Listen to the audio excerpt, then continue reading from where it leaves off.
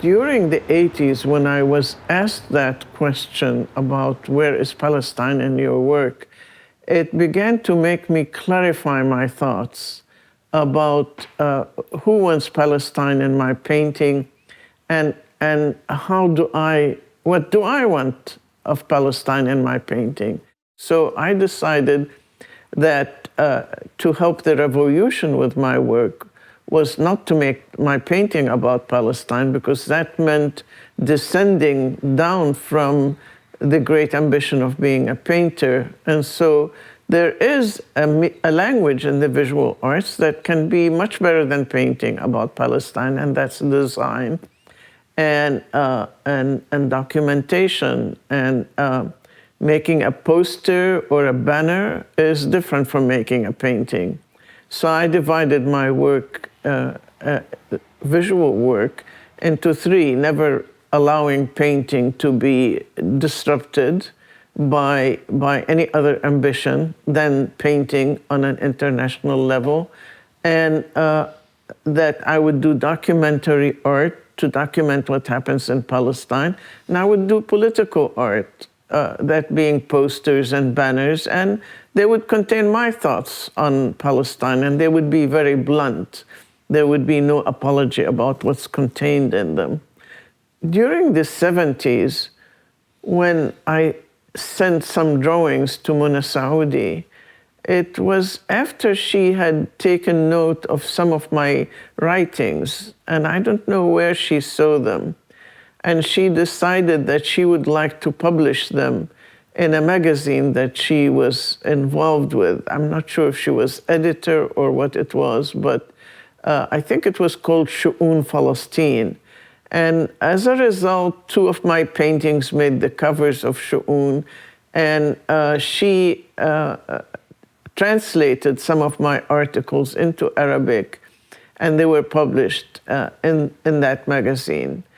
From there, we developed a friendship, and in 1979, when I was in Lebanon, we met, and it was a wonderful event. Once I sent artwork to Mona, they were starting to be in exhibitions all over the world. And I was looking at my resume. They were in many Eastern Bloc countries of the time, and I remember there was one in the Soviet Union. I think the Palestinians in Beirut, and later during the Intifada, the Union of Palestine Artists, they were very interested in having these exhibitions go internationally as some kind of diplomatic effort to make Palestine known, to put Palestine on the map, and to do soft propaganda, so to speak, for Palestine. They're related in that they all originate from the two arts sections of the PLO. Mona Saoudi was director of the plastic arts section, and Ismail Shamout was director with his wife in partnership with Tamam al-Akhal, were in charge of another equivalent section. Mona's section did a museum, by the way, which was a museum of solidarity with Palestine, which was eventually bombed by the Israelis. Mona's studio never came under a shell, but a shell hit her sculptures.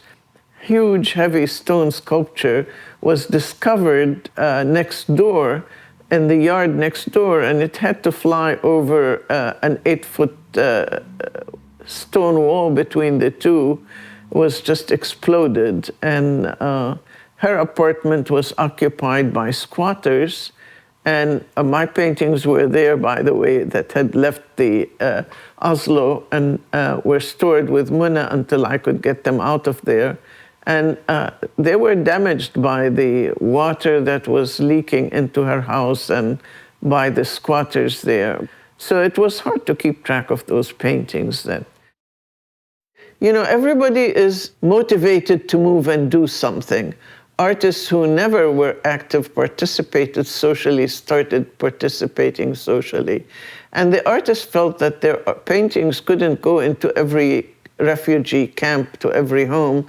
So the poster became a very important venue of communication for the arts, because the people wanted those paintings in their homes, but they could, you can't split the painting 1,000 ways, and not everyone can afford it or protect it. So the poster became a replacement.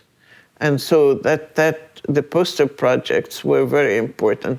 The artists contributed in that way. I know that in Rezé, there were artists who were doing tons of them, constantly designing.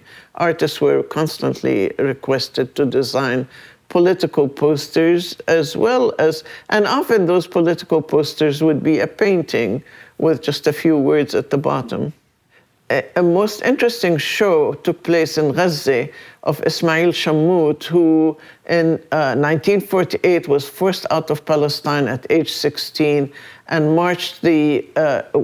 experienced the march in the desert, where his siblings were so thirsty. The youngest one of them died eventually. He arrived in Rezé, and they had to survive in Rezé. He had already been an artist. His father had built him a studio inside the house. He was studying with another important Palestinian painter of the first half of the 20th century. He went to study in Egypt. He came back to Rezé, and he put paintings of the march in the wilderness in Rezé. And every Palestinian in Rezé came to see it, refugee camp or not. And so Ismail Shammout became a popular hero of the Palestinian people out of that show. It did not take much. It was like electricity. You turn on the light, and it fills every available space. So yes, communication was something that flows like water at a revolutionary time. The people of Rezé came, and they could see themselves reflected in this exhibition. They could see all their suffering made visible, and it's a relief to see your history made visible that way. He goes to a refugee, he walks the streets of Amman, and people come up to him. He's a hero. In 1981, as I became more and more interested in things Palestinian and in Palestinian resistance, my commitment to Muna Saudi and her work was growing, and my respect was growing. And at the time, it is worth remembering that at the time and mentioning, I was a professor at Yale University, which is one of America's most huffy-puffy places, The activism for Palestine was a release, was a pleasure compared to the kind of controlled decadence that was growing at the Yale School of Art. And so the idea that I was invited to a show in Oslo, and it's a Palestinian show, was enough by itself to just, hey, for sure, my heart is all in it. Besides, Norway is a place I've always dreamt about, because when I fly over it, I could see the fjords, and I was thinking one day I have to go sailing up one of those fjords, but I never did. To me, the idea that we would communicate with and interact with Norwegian artists in Oslo was very exciting. And when we began to meet them, and we found out how free they were in the museum, how they felt it was also partly home to them, and especially when they told me, that was my understanding, right or wrong, that they were curious. Part of the reason why this show came together is they're curious what art undergoes in a situation of war. So that was very special to all of us, not just that, but the fact that they wanted to see us and interact with us, because we were everywhere else in the world. For me here in New York, I felt extremely isolated and separated from that kind of welcome.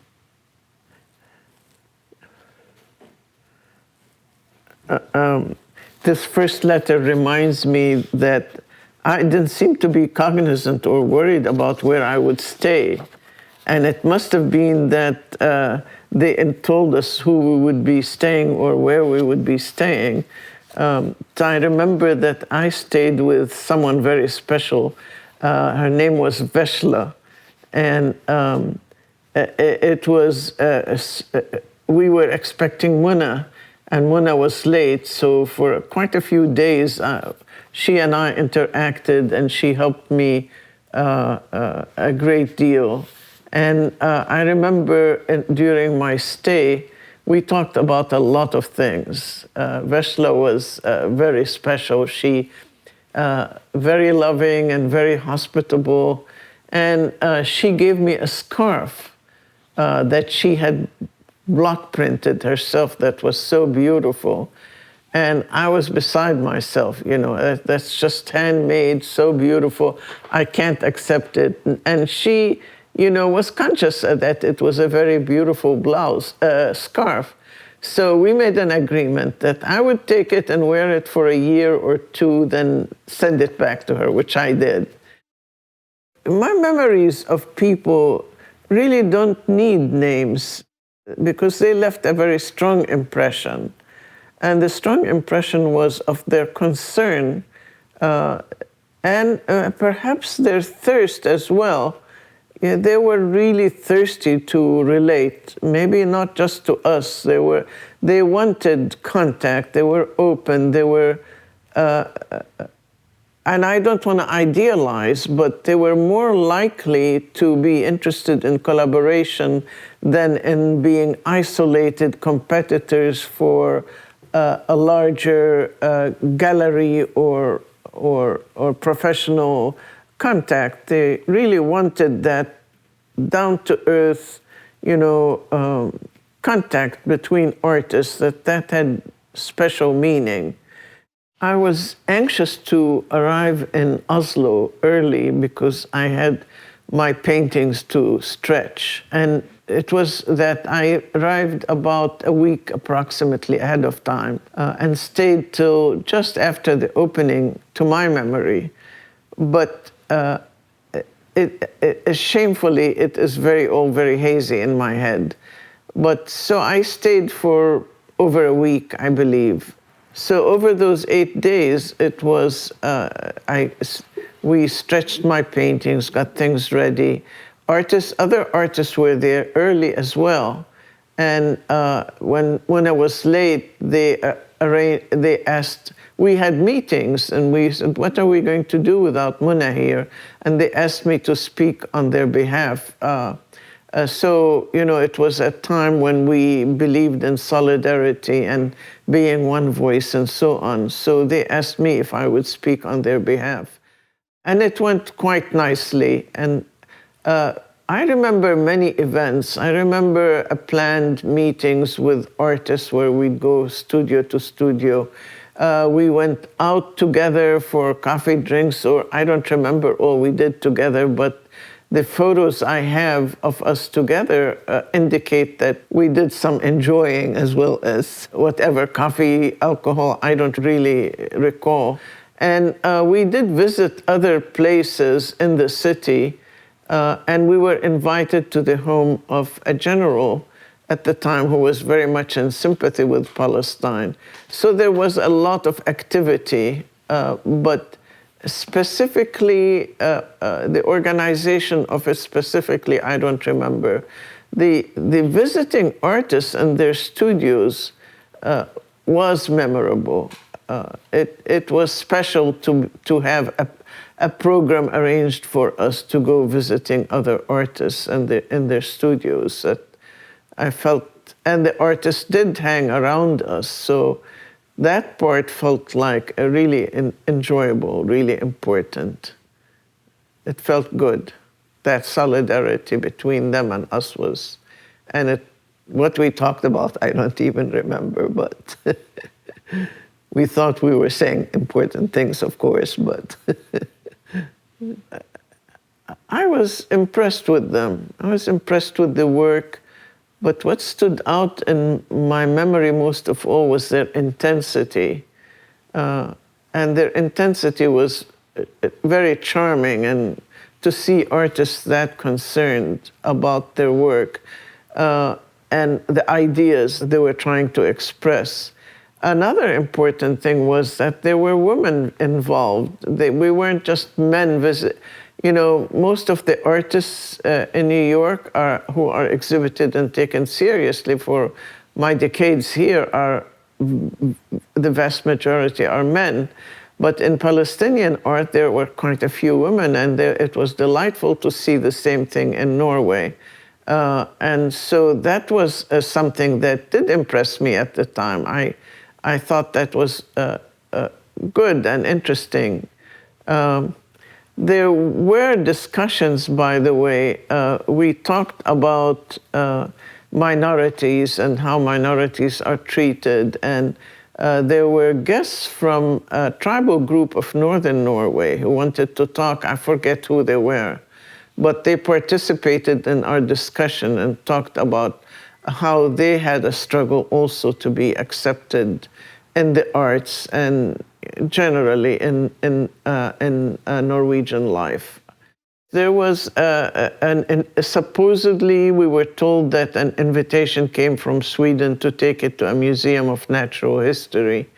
And for me, it was considering that how we are treated in the world, that I did not want to have our work considered as part of natural history. I wanted us to be a museum of modern art or a museum of the arts, and so I argued against it, whereas others argued, no, we're Palestinians, it's good to be visible, and Sweden, after all, da-da-da-da-da. And so I said, okay, but I don't want to influence the group against their true wishes, and that I would withdraw from the show. I am not so active anymore in doing political work.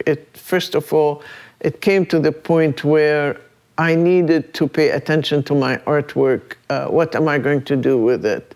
It needed to be documented, organized, and I'm trying to make a foundation, which is very difficult to do. So I'm separated from activism. I do some, but support of Palestine especially, by trying to help organizations there, supporting them.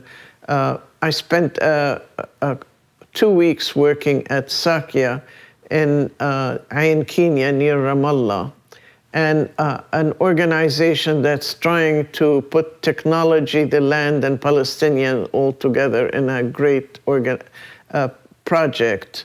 So I made artwork for them. I was there, and we made crayons out of Palestinian soil, that kind of thing. Political posters, I'm not doing more of those these days, and not banners. The Kafr Qasim massacre was a very important documentary project for me too. I was hoping that it becomes a sample for Palestinian artists to do research on the many, many massacres that took place and continue to take place in Palestine. And also the book was published at the 60th anniversary, which is 2016. And now the IPS is translating it to Arabic. So I'm working with these projects more than I am with directly with groups. The one thought I want to leave with you, which was, as I said it, impromptu, is to stress again that when you have a canoe on dry land, it's not going to sail, that it sails when you put it in the river, and that individual behavior is important, but collective behavior in revolutionary times has a lot of meaning. And it is hard when there is no revolution going on around you and you want to participate, so you keep searching and learning and studying and preparing. And solidarity is very important and lovely. So I enjoyed my time with, especially with Norwegian artists. I don't think I've ever had since then anything similar in life where a national group said, here's a group of artists. Not all artists, it's always a group in the center is meeting this other group from another center and having discussion. And that was very significant.